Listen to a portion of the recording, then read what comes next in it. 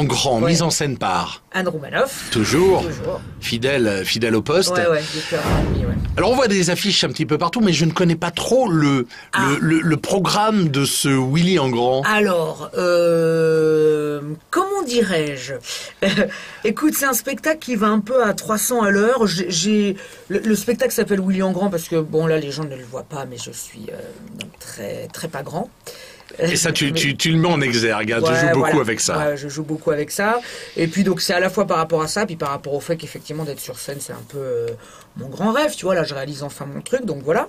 Enfin, c'est pas la première fois que tu es sur scène non plus. Non, c'est pas la première fois que je suis sur scène, mais c'est mon premier vrai spectacle, quoi. Pour moi, avant, ce que j'avais fait, c'était des essais. C'est de la répète. Voilà, de la répète, tu sais, comme si j'avais fait des courts-métrages, quoi. Et là, c'est vraiment la première fois où avec Anne, on a bien travaillé. Du coup, on est vraiment allé au bout du truc. Et voilà, il y aura encore d'autres choses à dire pour plus tard, mais là, en tout cas, voilà, elle a fait un vrai bon travail.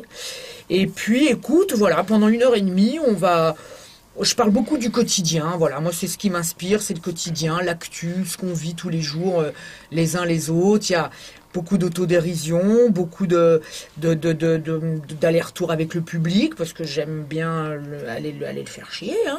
Et voilà, et donc c'est un truc qui va à 300 à l'heure, pas beaucoup de temps de répit. Les thèmes, allez, quelques thèmes développés. C'est vraiment le quotidien, c'est les voyages low cost, c'est les interdictions de fumer, parce que moi je suis un petit fumeur, mais c'est vrai qu'aujourd'hui, dès que tu dégaines un briquet et une clope, on te regarde comme un terroriste. Après, c'est beaucoup ce que ma mère calabraise, je lui rends. Ta mère, c'est une grosse source d'inspiration, j'ai l'impression. Une grosse source d'inspiration parce que ma mère est très drôle. C'est une femme très drôle et avec qui je m'entends super bien, et du coup, voilà. Tu l'as fait monter sur scène ou pas? Non, je la fais pas monter sur scène parce que pas encore. Pas encore. Parce que j'ai pas, enfin, je sais que je la mêle un peu à mon business, mais en même temps, je dis des trucs vrais, mais après, je caricature beaucoup. Et là, donc voilà, pour l'instant, je la protège encore un peu, quoi. J'ai pas envie de la mêler vraiment à 100% mon truc, quoi. Donc voilà, et puis après, il y a aussi même une petite dizaine de minutes de revue de presse sur l'actu, tu vois, des derniers jours. Enfin voilà, c'est un peu un spectacle hybride, quoi. Il y a des sons, il y a de la musique, il y a de... Est-ce que c'est quelque chose de nouveau par rapport à tes anciens spectacles? Et combien de pourcentage de nouveautés? Nouveau, j'ai 2 sketchs qui sont encore là depuis le tout début. C'est celui que je fais sur Valérie Damido et un autre sur la cigarette, justement. Mais sinon, tout le reste est tout nouveau. Hein. Donc voilà, je préfère vous prévenir, hein, si vous voulez venir pour voir de la vedette sur scène, il n'y en aura pas. Il n'y en aura pas. Non, parce que je suis pas fan. Mais il y a une première partie. Il y aura Charlotte Gabris. Ça, c'est la grande copine, j'ai l'impression. Ça, c'est la grande copine, ouais. Et comment se passe la tournée en province? Parce qu'il y a une tournée parallèle à ça. C'est génial, Laurent. Tu pars en tournée des fois? Oui, oui. Mais partez tous en tournée. Je pars en tournée de bar, moi, tu vois, c'est différent. Faites des tournées dans des bars, mais il faut aller tu sais, on dit en région, mais on dit pas en province. J'ai l'impression que c'est Non, mais c'est super. Moi, j'adore me barrer. Franchement, je dis pas ça pour... je préfère jouer en province qu'à Paris, hein. On a un accueil vraiment qui est différent. C'est un peu cliché de dire ça, mais c'est vrai qu'à Paris, il y a tellement de trucs, il y a tellement de spectacles que les gens sortent un peu en étant un peu blasés, tu vois. Michel Drucker, c'est quand même une sacrée rampe de lancement, non? Ouais. Michel fait partie des quelques animateurs, il n'y en a pas beaucoup, ou quelques artistes, on va dire, qui n'ont pas peur de s'entourer d'autres gens et voilà, et de les mettre en valeur, et qui au contraire se dit voilà, moi j'ai plus rien à prouver maintenant. Voilà, et si je m'entoure de gens qui ont aussi du talent dans leur domaine, tant mieux, parce que leur talent rejaillira sur moi, sur l'émission. Si je peux les aider, tant mieux, parce que eux, quelque part, ils m'aident aussi. Voilà. Souvent, Michel nous dit, alors qu'on est tout petit par rapport à sa carrière, il nous dit souvent, merci beaucoup, c'est grâce à vous si je me marre. Moi, je suis épaté par cette émission.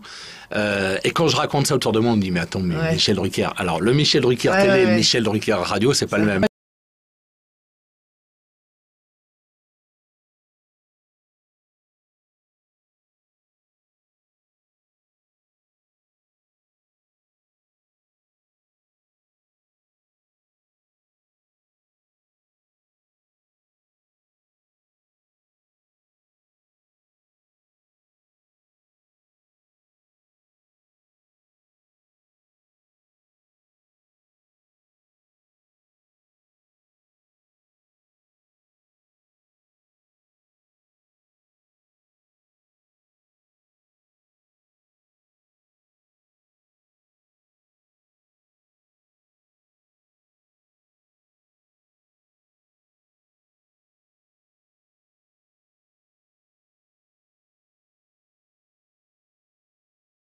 Ça fuse quand même. Il a de la répartie, il est là et il se marre. Il se marre vraiment. Il y a une vraie complicité. Enfin, j'ai vu un petit peu sur le plateau comment ça se passe. Non, mais je crois il attendait depuis un moment qu'on lui donne cette possibilité-là. En télé, c'est peut-être plus compliqué encore aujourd'hui, mais en radio, voilà, je sais qu'ici, quand on lui a dit il y a 2 ans, on va te donner cette tranche, et ici, ils lui ont dit, voilà, tu feras ce que tu veux et on veut que tu sois comme tu es dans la vie.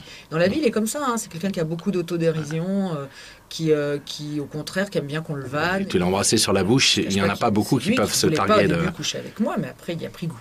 Et de temps en temps... Ça, Oui, un jour, on s'est fait un petit smack comme ça, mais c'est un très très beau moment. C'est vrai qu'avant, tu as pris la précaution quand même de mettre du spray du spray buccal. Pour sentir bon, même si je sens toujours bon, hein, parce que tu sais que les artistes, on sent jamais mauvais, enfin tu sais très bien. Donc voilà, mais oui, c'était un très très très bon moment. C'était prévu ça ou pas? Oui, je lui avais dit quelques secondes avant, voilà, Michel, peut-être qu'à la fin, je vous lui avais dit, voilà, peut-être qu'à la fin, je vous demanderai quelque chose d'un petit peu particulier. Et Michel, depuis le début, il a dit, vous faites de moi tout ce que vous voulez dans l'émission. Donc voilà. Je lui avais juste dit, voilà, si à la fin, je viens vous demander un truc, vous partez pas en courant. Il m'a dit, pas de souci. Et voilà. Et il m'a tendu ses belles lèvres. Est-ce qu'il s'intéresse au spectacle de ses chroniqueurs? Il vient les voir, il conseille.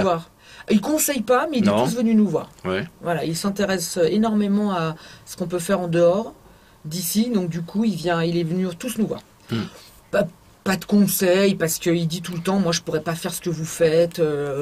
Je sais même pas comment vous faites à aller tous les jours sur scène, comment vous faites tous les jours à écrire des chroniques pour la radio. Enfin, même lui, tout ça, lui échappe un peu. Donc voilà, donc il nous donne pas de conseils. En revanche, il vient tout le temps. Ouais. Pour la promotion de ton spectacle sur YouTube, tu as fait enregistrer une bande-annonce avec Inès de la Fressange. Et ça, c'est surprenant. Ouais, c'est la femme de mon patron. Non, mais un jour, ils sont venus. On s'est retrouvés dans une soirée organisée par Europe 1. Et puis voilà, on a eu un super feeling tout de suite. Elle fait 2 mètres par rapport à moi. Hein. Et elle est extrêmement belle et elle a plein d'humour. Et un jour, voilà, je suis allée à l'arrache, je l'ai appelée, je lui ai dit voilà, je voudrais faire un truc, est-ce que tu voudrais bien le faire? Elle m'a dit tout ce que tu veux. Et puis on a fait un truc un peu, une fausse pub, un peu, tu sais, pour les parfums, les machins. On a fait un truc très joli. Je l'ai mis sur mon mur Facebook aujourd'hui. C'est gentil.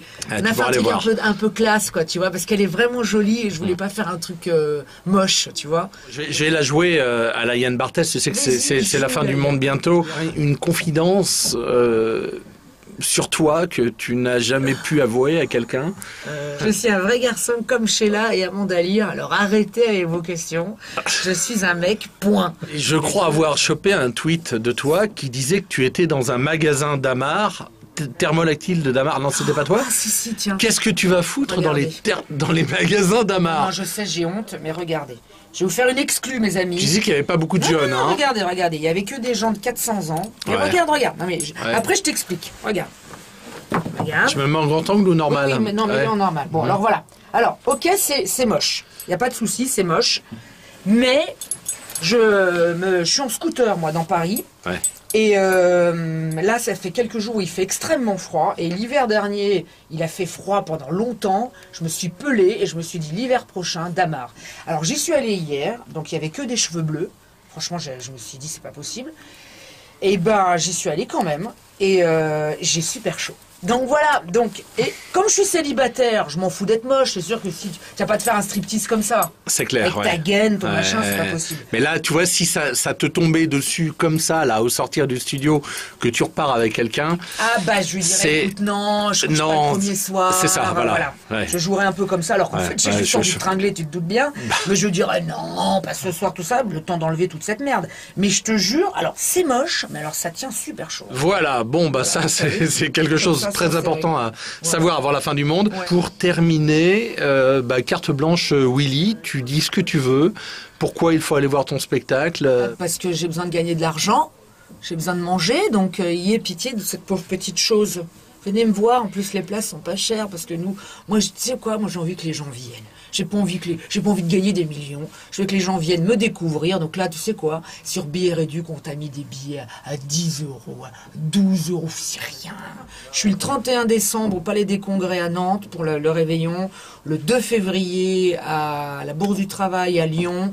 Puis il y a d'autres dates. Vous venez sur mon Facebook, Willy Rovelli, Twitter, Willy Rovelli, machin, vous saurez tout. Et c'est jamais cher parce que je ne veux pas vous pomper votre argent. Du moins, pas maintenant.